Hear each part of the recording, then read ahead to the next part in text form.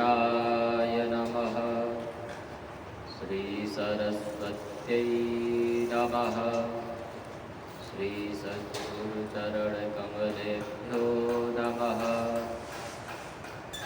निहार हार घनसार सुधाकराभा कल्याणदां कनकचम्पकदामभूषा उत्तुङ्गपीनकुचकुम्भमनोहराङ्गी पाणिं नमामि मनसा वचसा विभूत्यै। दिदृक्षवो यस्य पदं सुमङ्गलं विमुक्तसङ्गामुनयः सुसाधवः चरन्त्यलोकव्रतमव्रणं वदे भूतात्मभूतासुहृदस्स मे गतिः। आपदामपहर्तारं दातारं सर्वसम्पदा लोकाभिरामं श्रीरामं भूयो भूयो नमाम्यहम्। नमो द्विशीर्ष्णे त्रिपदे चतुःशृङ्गाय तन्तवे सप्तहस्ताय यज्ञाय त्रयीविद्यात्मने नमः। अज्ञानतिमिरान्धस्य ज्ञानाञ्जनशलाकया चक्षुर्मीलितं येन तस्मै श्रीगुरवे नमः। तस्मै श्रीगुरवे नमः। पूर्वात्पूर्व सर्वशक्तिमान सच्चिदानंद घन अविनाशी परमपिता परमेश्वर के चरणों में प्रणाम। तत्पश्चात हम सभी का पालन पोषण करने वाले भक्तों के हृदय सम्राट पूज्य महाराज श्री के चरणों में प्रणाम। सभागार में उपस्थित नित्य हमारी सोई हुई चेतना को जगाने वाले और नए नए ज्ञान को देने वाले पूज्य गुरुदेव के चरणों में प्रणाम। समक्ष उपस्थित भगवत प्रेमी सभी मेरे अग्रज भाई, उनके हृदयस्थ विराजमान परम सत्ता को प्रणाम। धर्म प्रशिक्षु प्रवचन माला से जुड़ रहे अपने विभक्त भगवत चरणानुरागी भक्तों सबका हार्दिक स्वागत अभिनंदन। प्रवचन माला की श्रृंखला को प्रारंभ करने से पूर्व अपनी मन वाणी को पवित्र करने हेतु उस परम पिता का स्मरण, तत्पश्चात प्रवचन माला की श्रृंखला से हम लोग जुड़ेंगे। श्रीमन्नारायण नारायण हरि हरि। श्रीमन्नारायण नारायण हरि हरि। श्रीमन्नारायण नारायण हरि हरि। श्रीमन्नारायण नारायण हरि।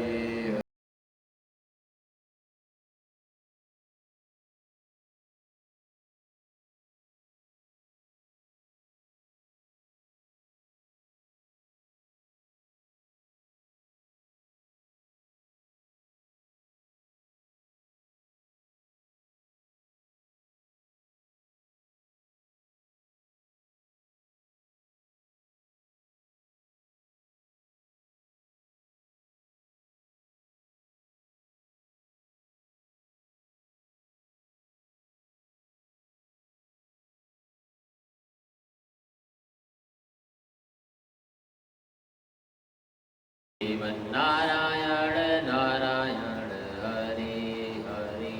श्रीमन्नारायण नारायण हरि हरि। विष्णु नारायण नारायण हरि हरि। विष्णु नारायण नारायण हरि हरि। लक्ष्मी नारायण नारायण हरि हरि। लक्ष्मी नारायण नारायण हरि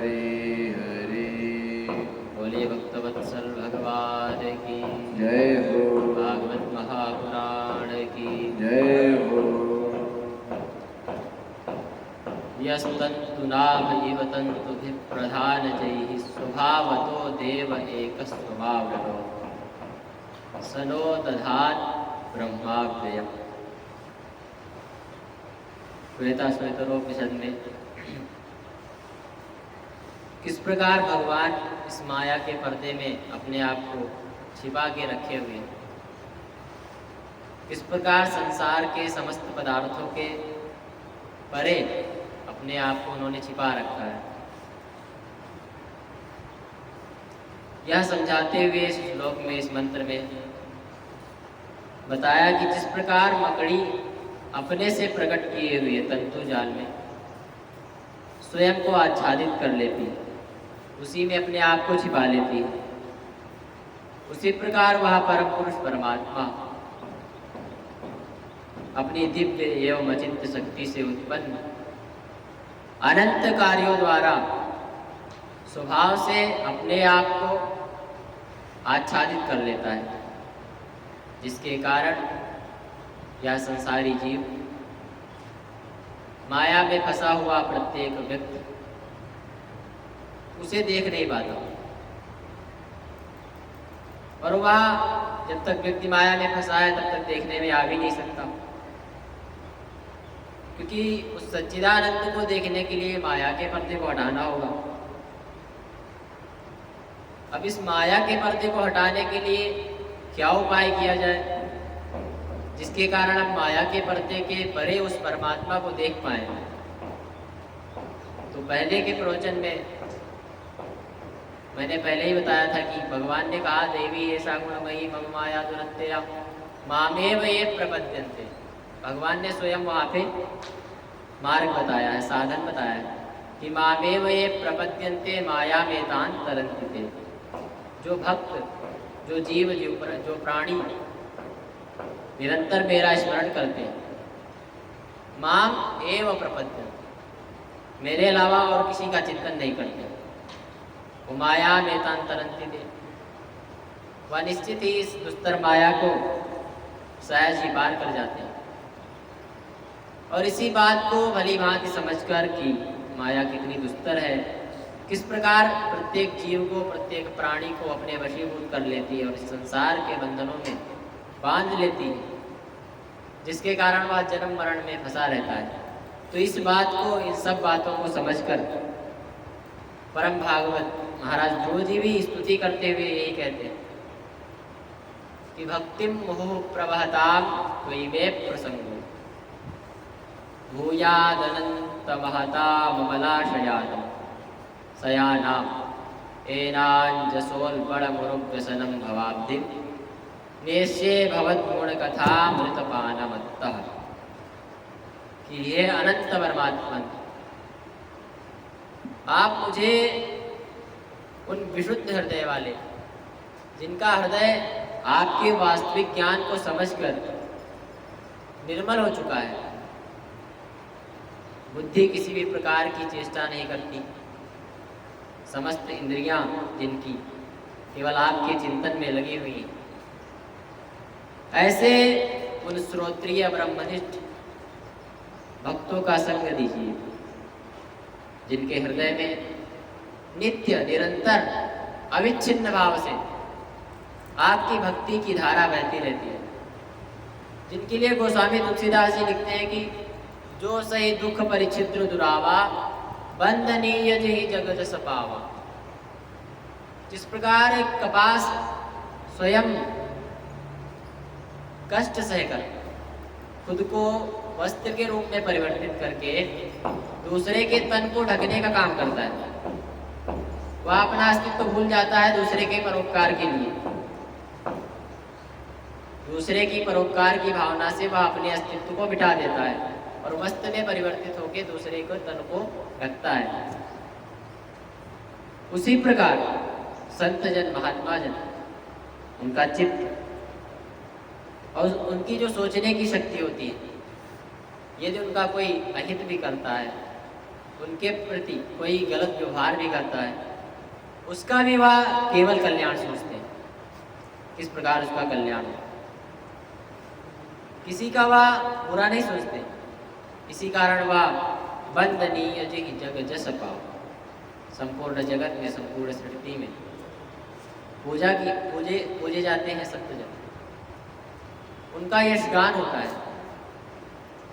इसीलिए हे परमात्मा, हे प्रभु, मुझे ऐसे संतों का संग दीजिए जिनके हृदय में नित्य निरंतर आपकी भक्ति बहती रहे, और उन्हीं के मुख से आपकी लीलाओं को, कथाओं को, आपके सत्संगों को सुनकर उनके मुख से जो अमृतमयी चर्चा आपकी बह रही है उसको पीकर मैं उन्मत्त हो जाऊं,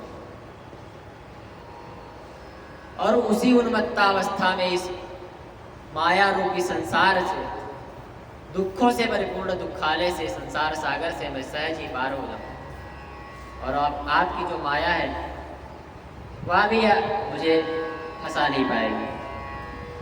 क्योंकि महाभारत की जो सूक्ति सुधा नाम की पुस्तक है उसमें लिखा है, तस्य साधु समारंभात बुद्धिर धर्मेषु राजते। मुझे पता है जब आपके संतों का, आपके भक्तों का मैं संग करूंगा तो मेरी बुद्धि स्वयं ही धर्म के कार्यों को करेगी। वह सोच भी नहीं सकती है धर्म के कार्यों को या कुछ गलत करने को। जब मैं संतों का संग करूंगा तो निश्चित ही मेरा मन धर्म के कार्यों में प्रवृत्त हो जाएगा और आपकी उपासना करेगा। इसीलिए आपकी माया मुझे फंसा नहीं पाएगी। अर्थात ध्रुव जी ने भी वहाँ पर स्तुति करते हुए माया को भली भांति समझ रखा है कि किस प्रकार मुझे यह फंसा लेगी, या प्रत्येक प्राणी को किस प्रकार यह फंसा लेती है। इसीलिए उन्होंने वहाँ परमात्मा से संतों का संग और उनके साथ जुड़कर भगवान की लीलाओं का श्रवण, उनकी भक्ति मांगी, क्योंकि एकमात्र यही एक साधन है जो इस संसार रूपी बंधन से हमें छुड़ा सकता है, इस माया से मुक्त कर सकता है। और संत जन इस भक्ति की व्युत्पत्ति करते हुए कहते हैं कि भगवताकारम अंतःकरणं क्रियते अनया इति भक्ति। और भगवताकारम वृत्ति भक्ति, तीसरी वृत्ति भजनम भक्ति।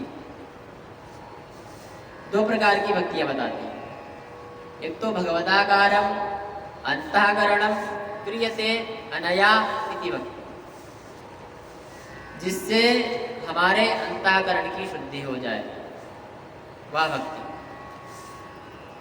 दूसरी भजनम भक्ति, जिससे सेवा की जाए, पूरे समर्पण भाव से, शरणागत भाव से अपना संपूर्ण जीवन प्रभु की सेवा में लगाया जाए, ऐसी भक्ति। क्योंकि भक्ति शब्द बना ही भज सेवायाम धातु से, तीन प्रत्यय लगकर भक्ति शब्द बनता है, जिसका अर्थ है सेवा। और यही भक्ति जो है, एक तो अंतःकरण को जो शुद्ध कर दे, दूसरी जो प्रभु की सेवा में लगे। दोनों भक्ति है, दोनों का एक ही अर्थ है, आपको इस संसार से मुक्ति मिल जाएगी। दोनों का परिणाम यही है। दोनों को करने से आपको यह माया अपने वश में नहीं कर पाएगी। और इसी भक्ति का परिणाम आप देख रहे हैं। जो प्रसंग हमारा चल रहा था महाराज वसुदेव का, जिसमें वसुदेव जी कारागार में आ गए थे, योग माया को कंस ने मारने की चेष्टा की, फिर योग माया ने कंस को उपदेश दिया।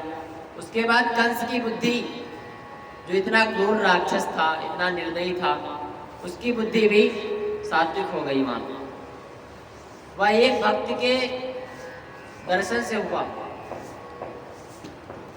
एक भक्त के संसर्ग से, उसके दर्शन से बार बार जो वसुदेव जी का दर्शन कंस को प्राप्त होता था, ये सब उसी का फल था।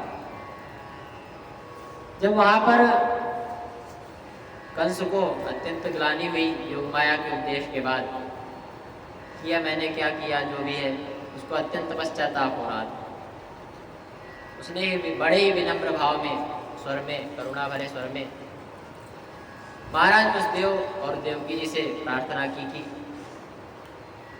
अहो भगिन्यहो भाम मया वाम बत पाप्मना पुरुषादैवापत्यम बहवो हिंसिता सुता।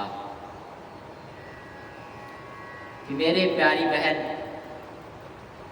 और वसुदेव जी,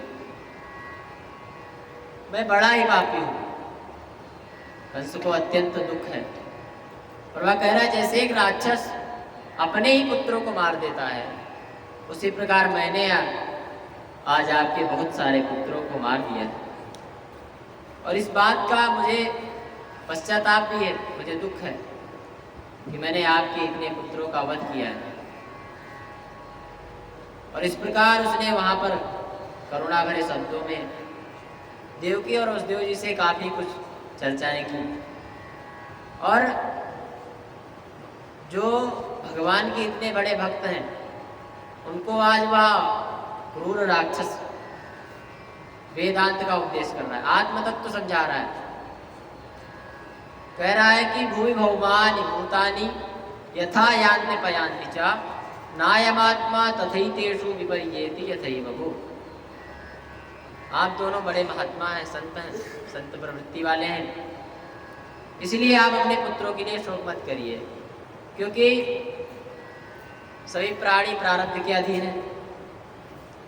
जैसा उनका प्रारब्ध है उन्हें फल प्राप्त होगा। इसीलिए कोई भी जीव, कोई भी प्राणी हमेशा एक साथ एक जगह पे स्थित नहीं रह सकता। जैसे आपने देखा होगा मिट्टी से बने हुए जो भी पदार्थ हैं वह बनते हैं और बिगड़ते हैं। एक समय तक उनका उपयोग होता है, टूट जाते हैं, फिर मिट्टी का पदार्थ मिट्टी में ही मिल जाता है। उससे क्या कोई मिट्टी में दोष आता है? मिट्टी में कोई दोष नहीं आता, क्योंकि मिट्टी तो मिट्टी ही रहेगी। उससे पदार्थ बना, उसका उपयोग हुआ, उसके बाद वह पुनः मिट्टी में ही मिल जाता है नष्ट होने के बाद। उसी प्रकार यह शरीर हमारा बनता बिगड़ता रहता है। जन्म होता है, बालकपन आता है, युवा अवस्था आती है, बुढ़ापा आता है, फिर मृत्यु हो जाती है।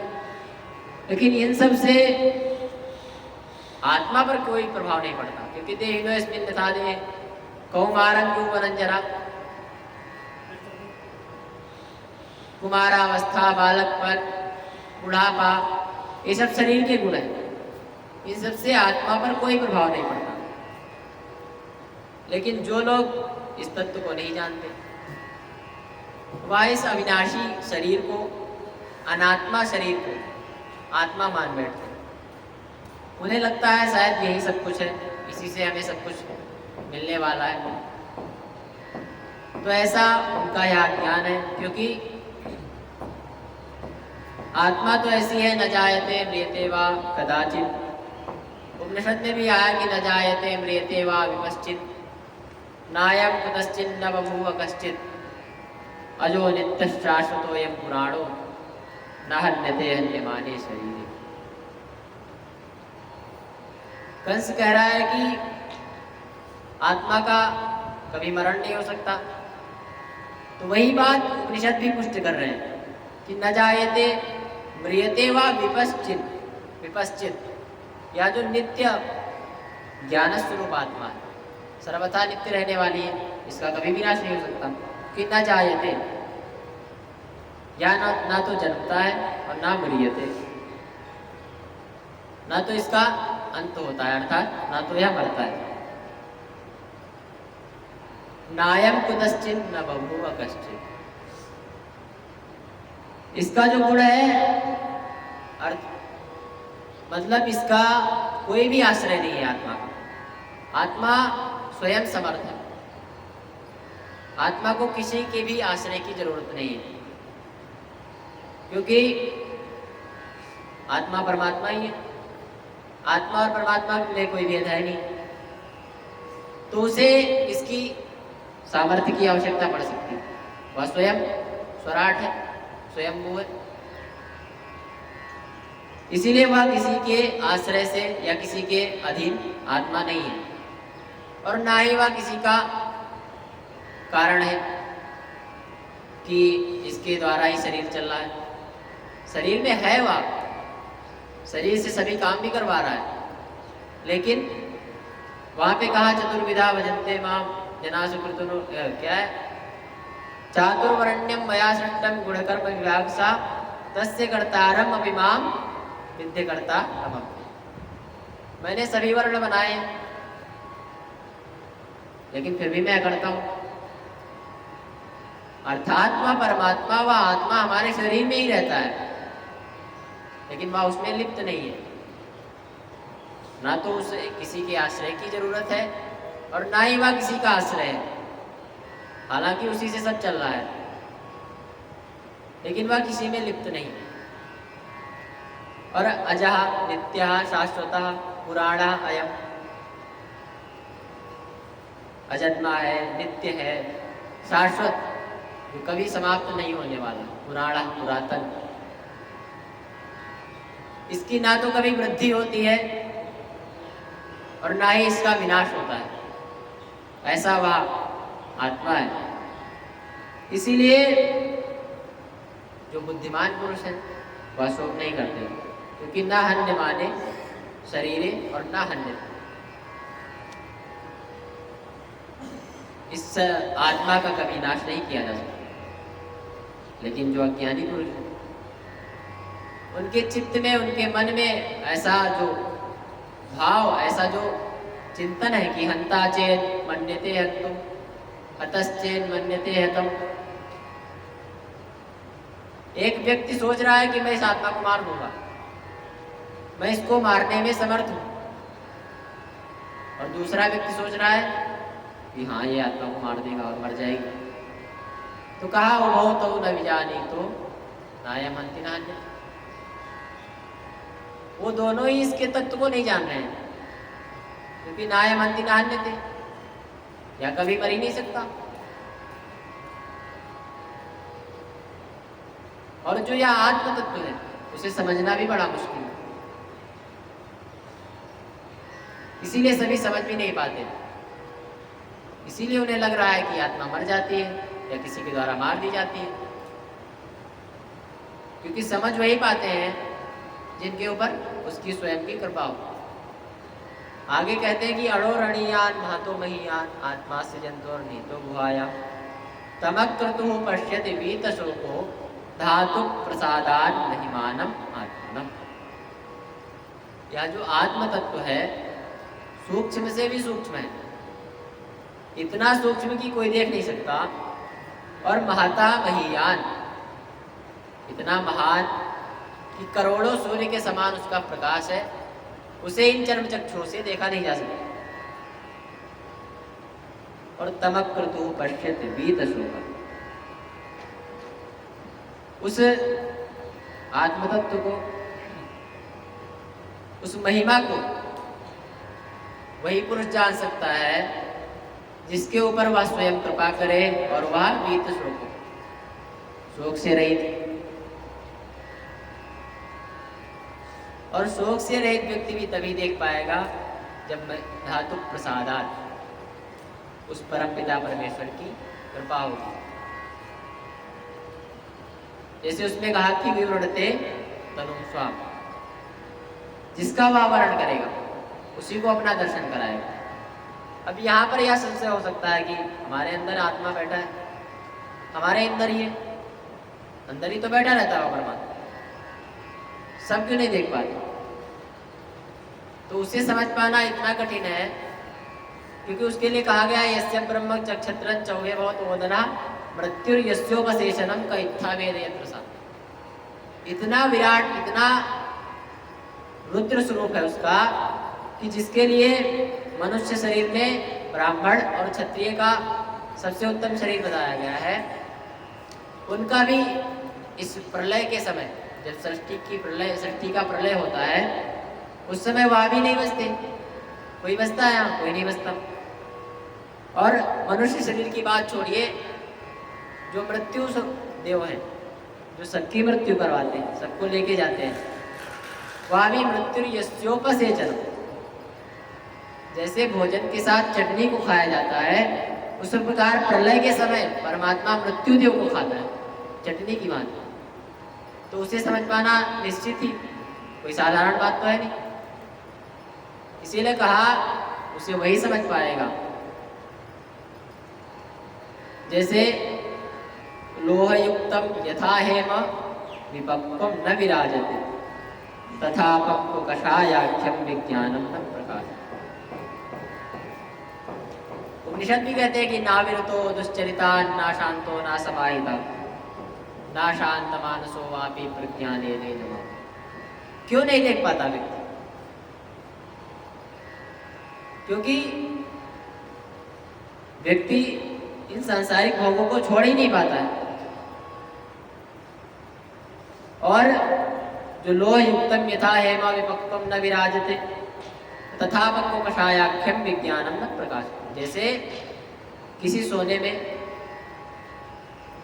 गलत तरीके से लोहा मिला दिया जाए, अब उसे यदि शुद्ध करना है तो तेज अग्नि में तपाना पड़ेगा। लोहा को धातु है, उसे निकालना पड़ेगा। और जब तक वह लोहा तपेगा नहीं, जब तक वह सोना तपाया नहीं जाएगा तब तक उसमें चमक नहीं आएगी, शुद्धता नहीं आएगी। उसी प्रकार हमारे चित्त से जब तक राग द्वेष समाप्त नहीं होगा, ईर्ष्या मोह काम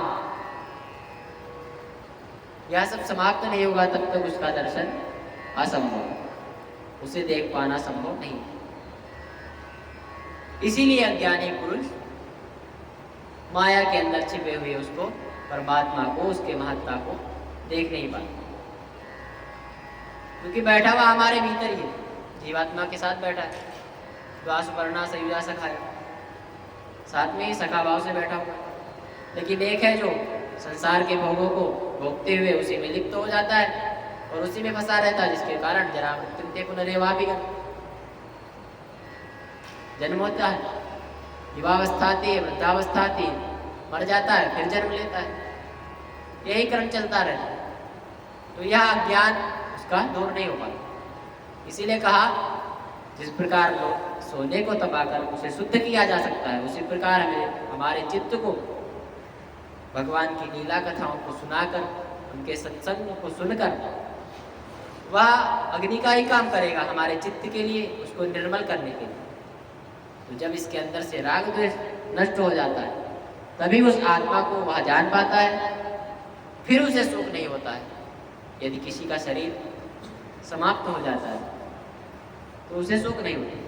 वही बात कंस वसुदेव जी से कह रहा है कि आप तो महात्मा जन है, आप यह सब कुछ जानते हैं कि ना आत्मा मरता है ना जिंदा होता है, उसे किसी के आश्रय की जरूरत नहीं है। तो इसीलिए मेरी यही विनती है, और मैं पश्चाताप करते हुए आपसे कह रहा हूँ, मुझे बहुत ही दुख है कि मैंने आपके पुत्र को मार दिया, लेकिन आप यह भी जान लीजिए कि अवश्यमेव भोक्तव्यम कृतं कर्म शुभाशु। सभी प्राणी कर्मों के अधीन, उनके फल को भोगने को विवश हो जाते हैं। जैसा आपने कर्म किया है, सबको पता है, जो बीज बोते हैं वही पेड़ उगता है और उसी का फल खाना पड़ता है। तो जैसा आपने कर्म रूपी बीज बोया है तो उसका जो फल होगा वह हमें ही भोगना पड़ेगा। तो शायद आपके पुत्रों के कर्म ऐसे थे, उन्होंने पूर्व जन्म में ऐसा कुछ किया था। हालांकि महाभागवत जी में है वर्णन कि उन्होंने एक ऋषि का अपमान किया था, जिसके कारण उन्हें अपने ही मामा के हाथों मृत्यु प्राप्त हुई। तो ऐसा श्राप था, तो प्रारब्ध था ही। वही कंस आज समझा रहा है अपनी शाब्दिक बुद्धि के द्वारा कि आप महात्मा जन हैं, आपकी संत प्रवृत्ति है, इसीलिए आप शोक ना करें। और कंस को लगा शायद यहाँ बात बन गई, मेरी बात मान ली गई। अभी यहाँ पर जो शंका उठती है कि इतना क्रूर राक्षस जो हिंसा के अलावा, दुष्टता के अलावा, अधर्मों के अलावा कोई भी कार्य नहीं सोचता था, उसका एक ही काम था दूसरों को दुख पहुंचाना, दूसरों को कष्ट देना, सबका हित करना। लेकिन आज वो कंस महात्मा वसुदेव देवकी जैसे महान, जिन्हें 3 जन्मों से भगवान माता बनने का सौभाग्य प्राप्त करा है, उन्हें भी वह वेदांत का उपदेश कर रहा है, उन्हें आत्म तत्व तो समझा रहा है। इसका क्या कारण है? कंस कैसे समझा सकता है जो इतना बड़ा राक्षस, जिसे मृत्यु दिखती है दूसरों को, कैसे मारा जाए, कैसे उसका राज्य हड़प लिया जाए? तो कहा जिनके गर्भ में भगवान स्वयं आए, गर्भ में क्या उनके पुत्र थे, पुत्र थे ही, और 3 जन्मों से पुत्र बन रहे थे, तो उनके दर्शन का ही यह एकमात्र फल था। कंस जैसे क्रूर राक्षस की बुद्धि पलट गई, उसकी भी बुद्धि विशुद्ध हो गई, उसके हृदय में भक्ति जागी, और शायद उसने समझा कि शायद पश्चाताप करने से कुछ मेरा कल्याण होगा। इसीलिए आज वह पश्चाताप करते हो वसुदेव जैसे महान भक्त को समझा रहा है। और गोस्वामी जी भी यही लिखते हैं, जो संत जन होते हैं उनका हृदय कितना निर्मल होता है। मैंने पहले भी बताया कि उनका कोई अहित भी करता है, फिर भी वह उसका हित सोचते हैं।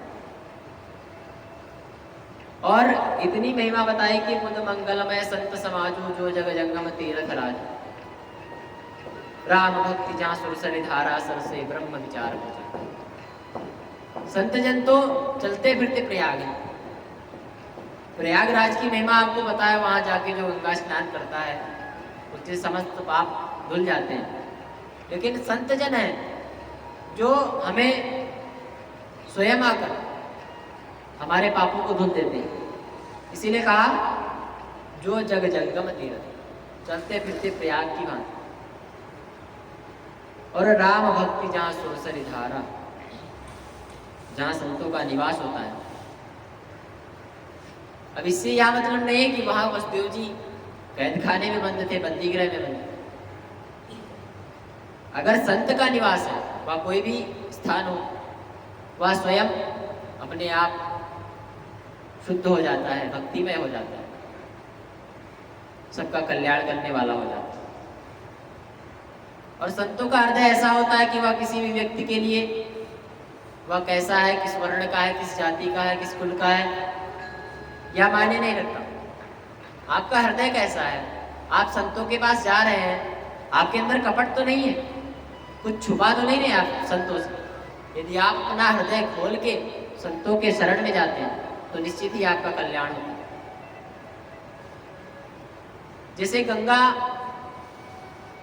किसी से नहीं पूछती आपकी जाति का है, आपका वर्ण क्या है, आप कौन से कुल से हैं, आप राजा के बेटे हैं या किसी भिखारी के बेटे हैं, जो भी स्नान करेगा गंगा जी में उसका कल्याण होगा।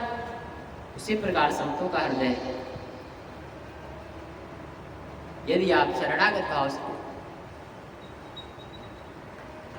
उनके शरण में जाते हैं तो आपका कल्याण निश्चित है। और कहा भी है कि सठ सुधरई सतसंगति पाई, पारस परस कुधातु सुभाई। कितना भी बड़ा मूर्ख क्यों ना हो, अगर उसे संगति मिल गई साधु, तो वह बगुले की प्रवृत्ति वाला जो व्यक्ति है वह हंस में परिवर्तित हो जाएगा। उसके अंदर कपट नहीं रहेगा, छल नहीं रहेगा, उसे विवेक आ जाएगा, क्या सत्य है, क्या असत्य है, क्या मेरे लिए करने योग्य है और क्या नहीं करने योग्य है। क्योंकि बिना सत्संग के विवेक न होगी,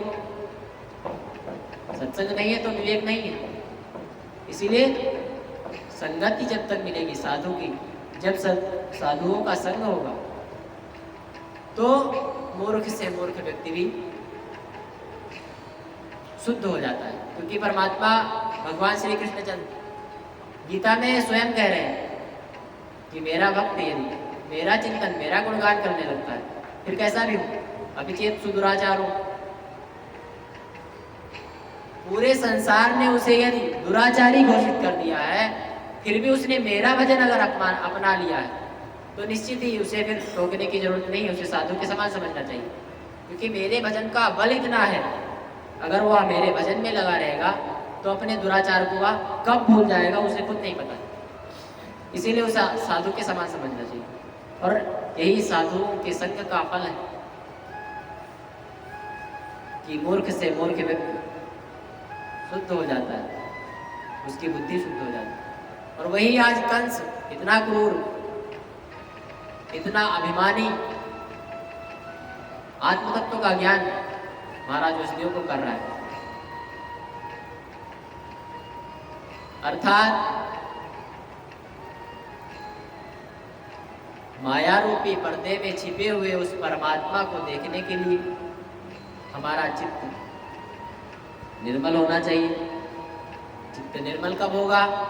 जब हम साधुओं का संग करेंगे, साधुओं के दर्शन, उनके मुख से बह रहे उस अमृत रूपी प्रवचन को सुनेंगे, तभी हमारा चित्त निर्मल होगा, और तभी माया के पर्दे में छिपे हुए उस परमात्मा को देख पाएंगे। इसीलिए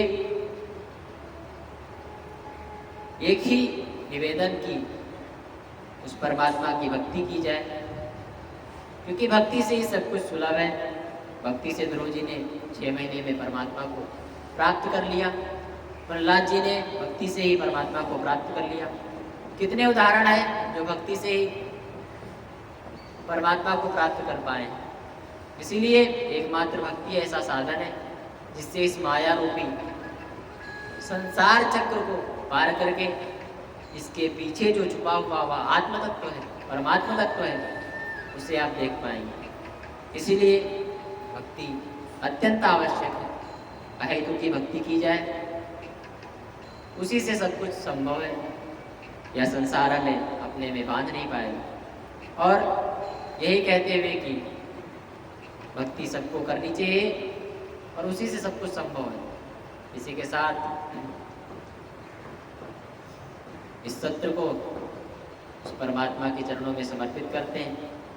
2 बार है नाम संकीर्तन, पश्चात सत्र को विराम करेंगे। श्रीमन्नारायण नारायण हरि हरि, श्रीमन्नारायण नारायण हरि हरि, भजमन्नारायण नारायण हरि हरि, भजमन्नारायण।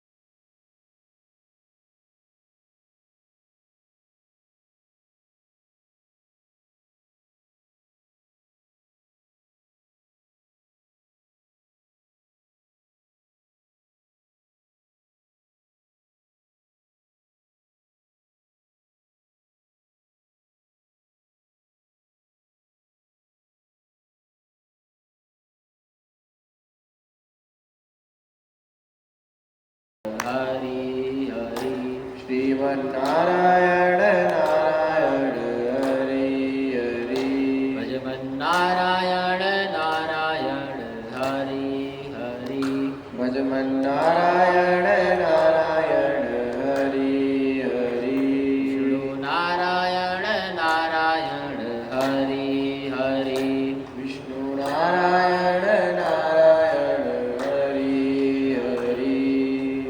करुणासिंधु भगवान श्री कृष्णचंद्र की जय हो, भक्तवत्सल भगवान की जय हो, सुखदेव जी महाराज की जय हो, भागवत महापुराण की जय हो, धर्म की जय हो, धर्म का प्राणियों में सद्भावना हो, गौ माता की जय, सत्य सनातन धर्म की जय हो, नमः पार्वती पतये हर हर महादेव।